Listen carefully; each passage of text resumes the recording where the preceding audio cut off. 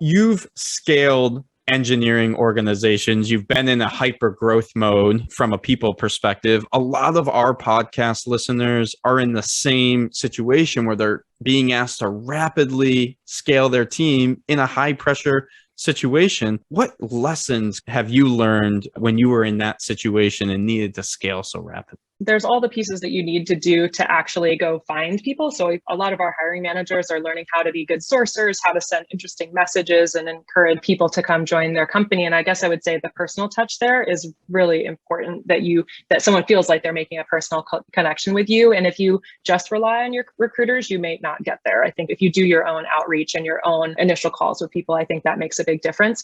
I guess the flip side, I would say, the hard part after you found these people is making sure that your current team is not falling apart, because you don't want to neglect them while you're out doing 10 hours of interviews and things like that. So really making sure that you're spending time on team health, that everyone is stable, that you feel like they're in a good place, that they feel like giving them as much autonomy as possible, so that if you step out for a few hours, they're not going to fall apart. Like they'll feel more empowered anyway. So just making sure that they are set up for success if you need to spend time on sourcing, and then being really thoughtful about pulling the people together, the new people and the existing people, doing things like having a buddy program and a mentorship program, and setting expectations around the team is going to have to reform a little bit and share our expectations and norms with these new folks, and make sure that they integrate well and they're well supported. And I think everyone gets this appreciation of, yes, you're not going to be the star coder on day one, and that's okay. We want you to sort of get to know us as people, build respect and trust and vulnerability with each other before we then start working on projects together. So I think that's really important, that integration piece.